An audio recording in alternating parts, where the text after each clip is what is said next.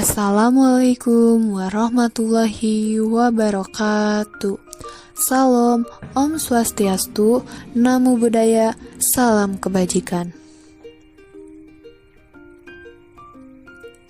Hello everyone, let me introduce myself. My name is Raicha Nelsa Fernian Diaz with student identification number 020125933. Saya adalah salah satu mahasiswa di program studi penyuluhan pertanian berkelanjutan di kampus Politeknik Pembangunan Pertanian Bogor, sebuah institusi yang berdedikasi untuk mencetak tenaga ahli di bidang pertanian, yang dimana kampus tersebut berada di bawah naungan Kementerian Pertanian langsung. Nah, video ini dibuat untuk memenuhi tugas praktikum dari mata kuliah Teknologi Pemupukan.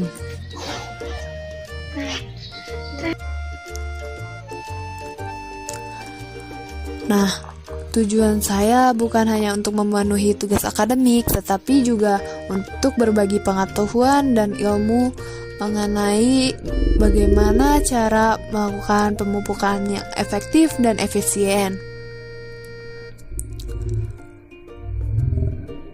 Kita semua tahu bahwa tanah adalah aset utama petani. Namun, tanpa asupan hara yang tepat, tanah tidak akan mampu memberikan hasil yang maksimal. Oleh karena itu, tujuan saya memberikan pemahaman mendalam tentang bagaimana teknik ataupun cara melakukan pemupukan pada tanaman jagung dan tanaman kopi. Dalam waktu 30 menit ke depan, saya akan menjelaskan bagaimana cara ataupun teknik langkah demi langkah untuk melakukan pemupukan yang efektif dan efisien pada komoditas jagung dan komoditas kopi. Saya berharap apa yang saya sampaikan nanti tidak hanya menjadi referensi bagi teman-teman mahasiswa maupun petani, tetapi juga memberikan nilai tambah bagi para petani untuk berjuang di lapangan. Pengetahuan adalah kunci, dan melalui video ini mari kita buka pintu menuju produktivitas pertanian yang lebih baik. Tanpa berlama-lama, mari kita segera masuk ke materi pembukaan mengenai urgensi serta pentingnya pemupukan bagi keberlangsungan komoditas jagung dan kopi.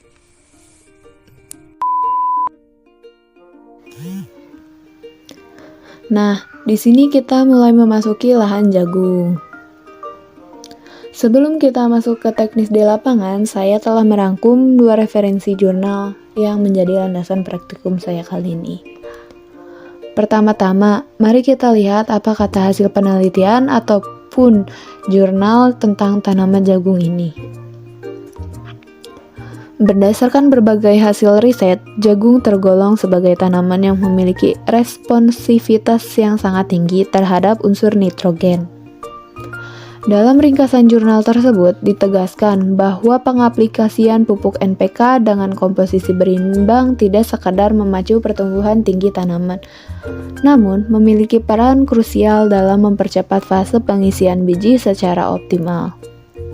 Selain itu, temuan yang sangat penting adalah mengenai peran kapur pertanian pada lahan dengan tingkat keasaman yang tinggi. Jurnal ini mengungkapkan bahwa normalisasi pH tanah melalui pengapuran mampu mendongkrak efisiensi penyerapan unsur fosfor hingga mencapai 20% pada tanaman jagung.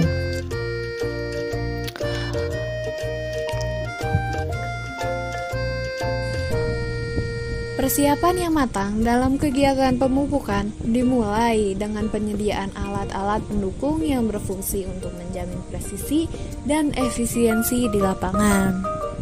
Alat utama yang digunakan adalah tugal, sebuah alat pelubang tanah manual yang berfungsi untuk melubangi lubang pupuk agar nutrisi dapat terserap langsung oleh akar tanaman tanpa terbuang ke permukaan. Selain itu, diperlukan ember sebagai wadah penampung serta timbangan digital guna memastikan dosis pupuk yang diberikan sesuai dengan takaran yang telah dirancanakan. Penggaris juga menjadi alat penting dalam analisis teknis untuk mengukur jarak tanam atau kedalaman lubang pupuk agar seragam. Sedangkan bahan utama praktikum ini memfokuskan pada penggunaan kombinasi nutrisi makro dan pembenahan tanah. Bahan yang disiapkan meliputi pupuk NPK sebagai sumber hara utama bagi pertumbuhan jagung dan kopi, serta kapur ataupun dolomit.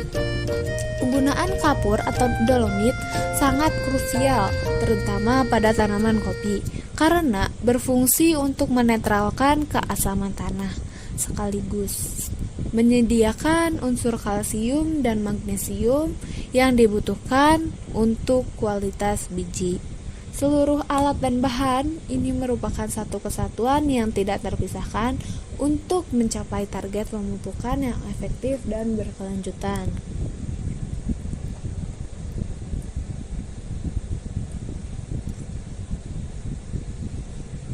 Nah, kegiatan praktikum ini dilaksanakan di lahan praktik kampus Politeknik Pembangunan Pertanian Bogor, di mana kondisi lahan ini sangat representatif untuk mempelajari respon tanaman terhadap pemupukan, terutama pada area yang dikelola di bawah bimbingan instruktur lapangan kami. Pertama, mari kita lihat literatur mengenai jagung. Berdasarkan riset ilmiah, jagung adalah tanaman yang sangat lapar akan unsur nitrogen.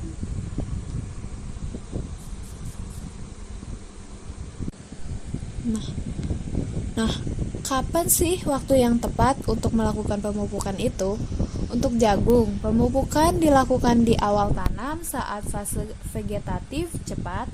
Sedangkan untuk kopi, pemupukan idealnya dilakukan 2 kali setahun, yaitu pada awal dan akhir musim hujan, saat tanah cukup lembab untuk melarutkan pupuk.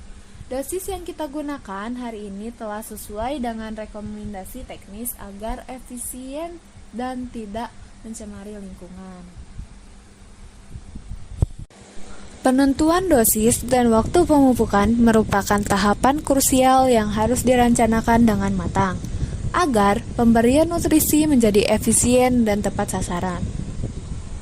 Untuk tanaman jagung, pemupukan dilakukan secara intensif dalam 2 fase utama, yaitu pada awal tanam menggunakan kombinasi kapur pertanian ataupun dolomit, dan NPK sebagai pondasi hara.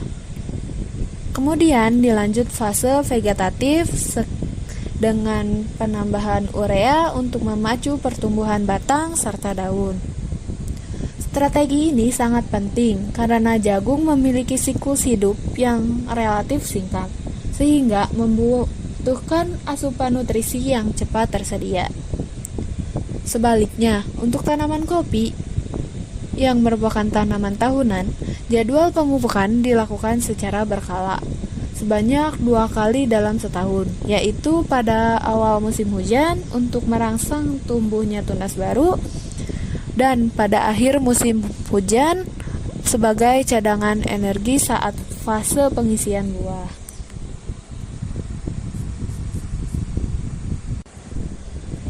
Dosis yang diterapkan dalam praktikum ini menunjukkan pada rekomendasi spesifik lokasi dengan mempertimbangkan kondisi kesuburan tanah di lahan praktik.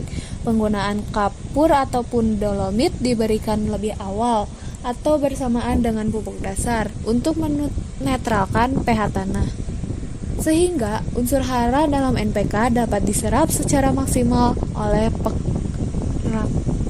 oleh tanah tanaman. Dengan mengikuti jadwal dan takaran yang presisi, diharapkan tanaman jagung dapat menghasilkan biji yang berisi penuh ataupun buah yang berisi penuh, dan tanaman kopi mampu mempertahankan kualitas bijinya tanpa mengalami kerontokan bunga yang berlebihan. Keseluruhan manajemen waktu dan dosis ini menjadi kunci utama dalam menjaga keberlanjutan produktivitas lahan pertanian.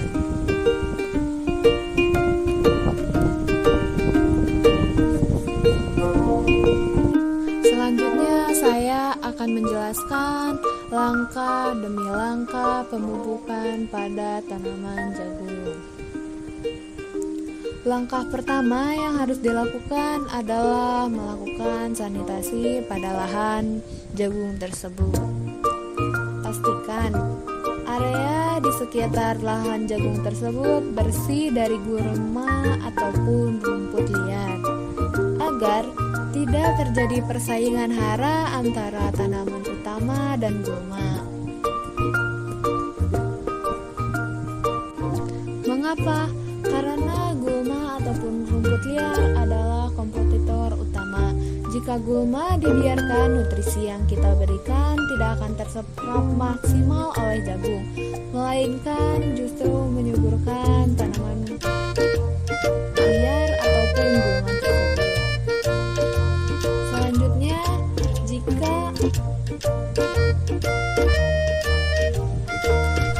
lalu pengaplikasian kapur ataupun dolomit pada tanah yang masam.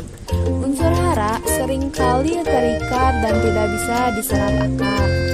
Kita taburkan kapur ataupun dolomit secara merata di setiap bedengan-bedengan pada lahan jagung tersebut. Ini adalah langkah agar investasi pupuk NPK tidak terbuang sia-sia. Lalu, kita gunakan tugal atau pelubang tanah manual untuk melubangi tanah tersebut sedalam 5 hingga 10 cm. Perhatikan jaraknya, jangan terlalu dekat dengan batang agar tidak membakar akar muda. Namun juga jangan terlalu jauh agar nutrisi tetap terjangkau. Lalu, masukkan pupuk NPK sesuai dosis yang telah direncanakan. Langkah yang sering dilupakan namun sangat krusial adalah menutup kembali lubang dengan tanah. Ini untuk menghindari penguapan, terutama unsur nitrogen yang sangat mudah hilang ke udara jika terkena sinar matahari langsung. Selanjutnya, kita beralih ke komoditas kopi. Riset menunjukkan karakteristik kebutuhan nutrisi yang berbeda karena sifatnya tanaman tahunan. Ringkasan jurnal pada komoditas ini menitik beratkan pada peran unsur kalsium serta magnesium dalam menentukan pembentukan aroma khas dan standar kualitas biji kopi yang dihasilkan. Penelitian di sektor perkebunan juga membuktikan bahwa sinergi yang luar biasa di mana kombinasi pupuk organik dan NPK mampu menjaga kestabilan kelembapan tanah di area lahan tersebut.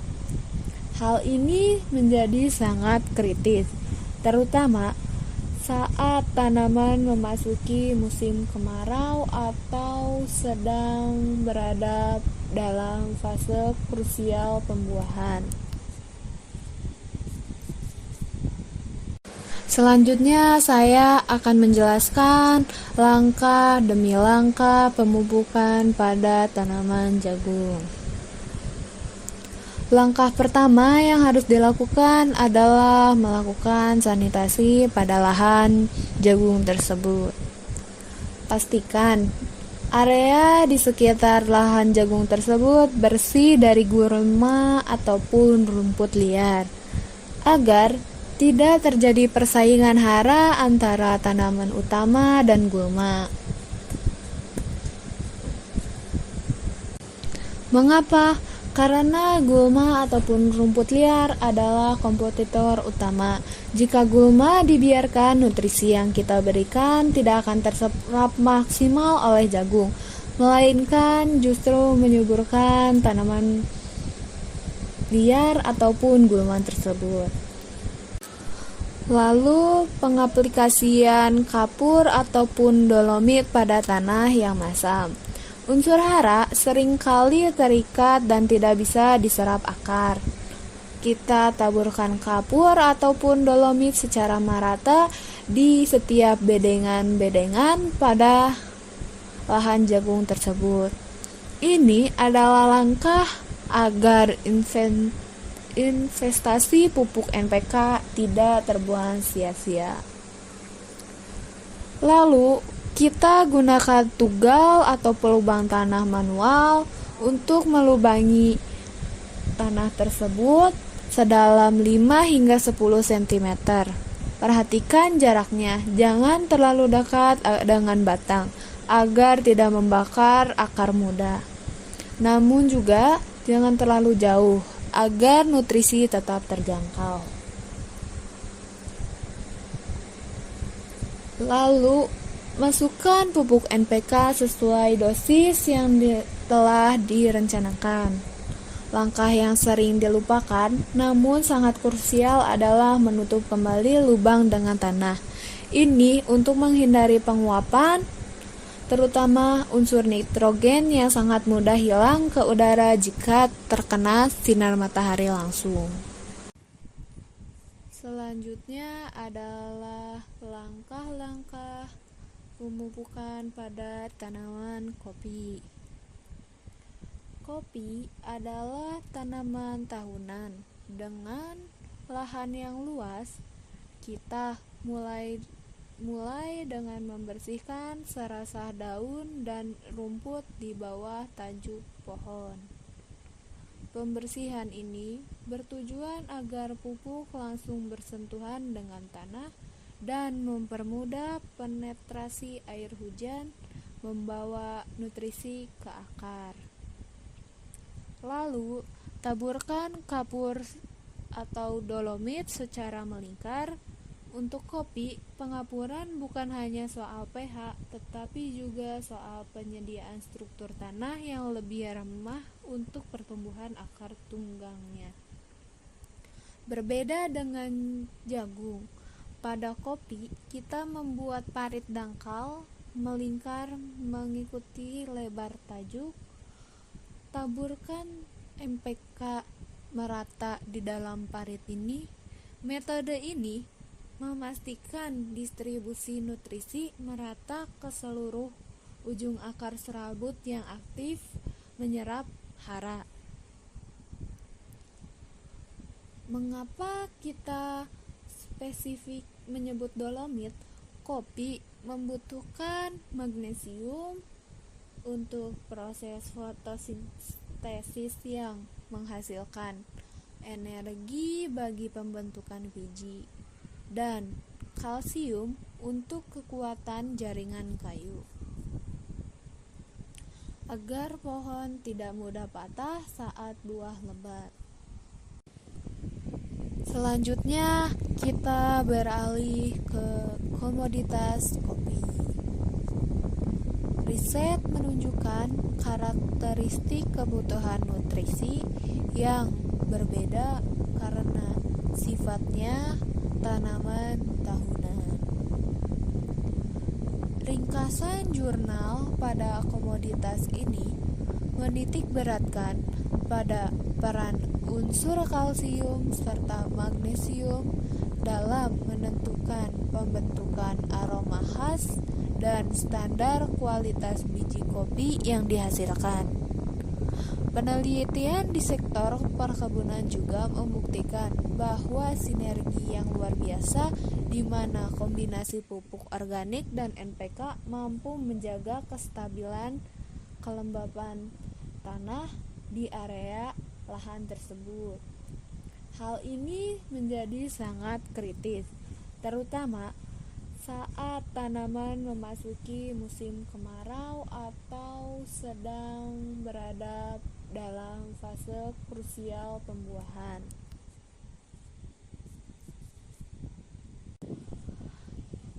Tanpa magnesium yang cukup, daun kopi akan menguning dan buah mudah rontok. Sementara itu, NPK hadir sebagai pelengkap nitrogen untuk pertumbuhan tunas baru. Fosfor untuk kekuatan akar dan kalium untuk kualitas serta aroma biji kopi yang kita panen nantinya. Waktu terbaik adalah saat tanah kondisi lembab, yaitu awal atau akhir musim hujan. Setelah pupuk ditaburkan, langkah terakhir yang sangat krusial adalah menutup kembali parit dengan tanah. Langkah ini bertujuan untuk menjaga kelembaban pupuk agar perlahan larut dan meresap ke akar, serta mencegah pupuk hilang karena penguapan atau tercuci oleh air hujan yang deras. Dengan cara ini, butir-butir pupuk yang kita berikan benar-benar menjadi investasi bagi kualitas biji kopi.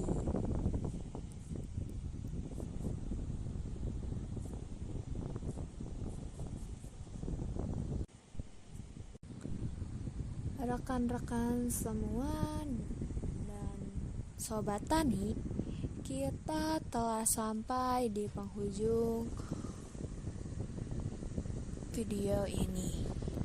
Mari kita ingat kembali poin-poin penting yang kita lalui, mulai dari pentingnya sanitasi lahan agar hara tidak tercuri oleh gulma ataupun rumput liar. Teknik penugalan atau pembuat lubang pada pemupukan jagung dengan jarak yang presisi hingga metode pemupukan pada tanaman kopi. Semua langkah-langkah ini bukan sekadar rutinitas, melainkan bentuk komunikasi kita dengan tanah. Kita memberikan apa yang tanah butuhkan agar tanah bisa memberikan apa yang kita harapkan. Satu hal yang ingin saya garis bawahi kembali adalah peran kapur pertanian atau dolomit. Seringkali kita terlalu fokus pada pupuk NPK yang mahal, namun lupa memperbaiki kondisi rumah bagi akar tanaman. Sebagaimana yang kita bahas di video awal, efisiensi pemupukan bisa meningkat hingga 20% hanya dengan mengatur pH tanah tersebut. Ini adalah pelajaran besar bagi kita semua, bahwa efisiensi adalah kunci utama dalam kemandirian pertanian kita. Selama menjalankan praktikum di kampus Polbangtan Bogor, saya menyadari bahwa teori di atas kertas seringkali terasa berbeda saat tangan kita mulai bersentuhan dengan tanah.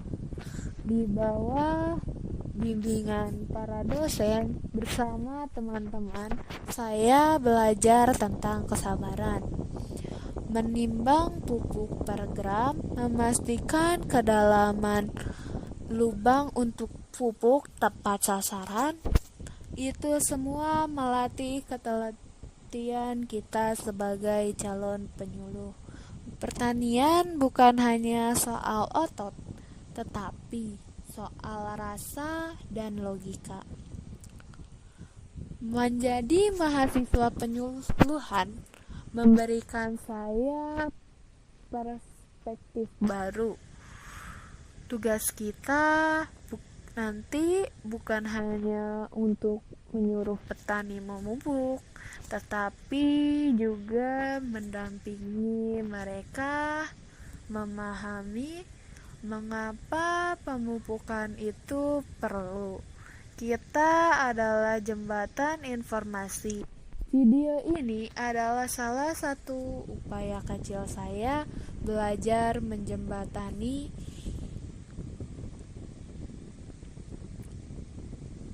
tersebut. Saya belajar bahwa penyuluhan yang baik adalah yang mampu menyederhanakan hal kompleks menjadi langkah praktis yang bisa langsung diterapkan di lapangan. Kepada teman-teman sekalian, sektor pertanian adalah sektor yang paling mulia. Di tangan kita lah kedaulatan pangan bangsa diletakkan. Jangan pernah malu untuk turun ke sawah ataupun ke lahan. Dengan sentuhan teknologi dan pemahaman yang lebih modern, seperti apa yang saya praktekkan hari ini, bisa membuktikan bahwa petani itu lebih keren. Bertani itu menjanjikan, dan bertani itu bentuk pengabdian nyata bagi negara. Saya berharap apa yang saya sampaikan dalam video berdurasi 30 menit ini tidak hanya berhenti sebagai tugas akademik semata.